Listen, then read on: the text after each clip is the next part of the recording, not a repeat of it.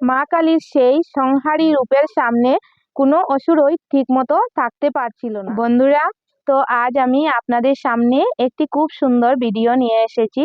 মা কালী এবং শিবের কাহিনী নিয়ে চলে এসেছি আপনাদের সামনে একটি খুব সুন্দর গল্প। তো গল্পটি শুনুন। প্রাচীন কালে যখন রক্তবীজ নামক অসুরের অত্যাচার শুরু হয়েছিল, স্বর্গ আর মর্ত্য তখন তালমাতাল হয়ে উঠেছিল।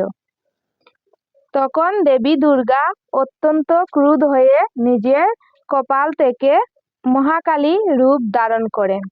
মা কালীর সেই সংহারী রূপের সামনে কোনো অসুরই ঠিকমতো থাকতে পারছিল না। রক্তবীজের প্রতিটি রক্তবিন্দু থেকে হাজারো অসুর জন্ম নিচ্ছিল, কিন্তু কালী তার জিহ্বা প্রসারিত করে সব রক্ত পান করে নিলেন এবং একে একে সব অসুর বিনাশ করলেন। অসুর নিধন হলো, কিন্তু মায়ের ক্রোধ শান্ত হলো না। অশুভ শক্তি বিনাশের পর তার মধ্যে এক প্রচণ্ড অদ্ভুত উন্মাদনা সৃষ্টি হলো। তার উদ্দাম নাচের তাণ্ডবে সারা পৃথিবী কেঁপে উঠল। দেবতারা ভয় পেয়ে গেলেন যে মা যদি শান্ত না হন তাহলে পৃথিবীর সৃষ্টি বিনাশ নিশ্চিত। তখন সকল দেবতারা মিলে ভগবান শিবের কাছে গিয়ে প্রার্থনা করলেন পৃথিবীকে রক্ষা করার জন্য।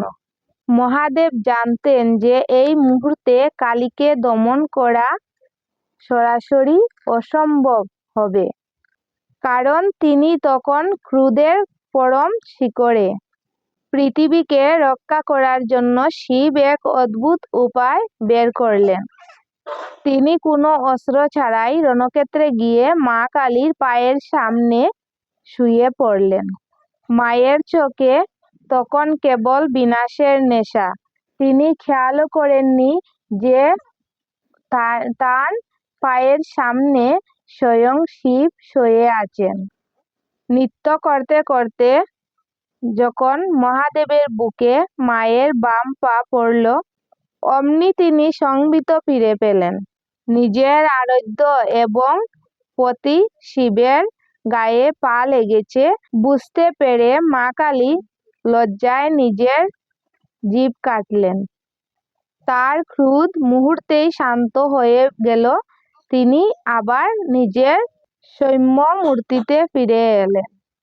শিব ও কালী মায়ের এই লীলা আমাদের শেখায় যে প্রচণ্ড শক্তি এবং ধৈর্য ত্যাগের মাধ্যমে দিয়ে শান্ত করা সম্ভব।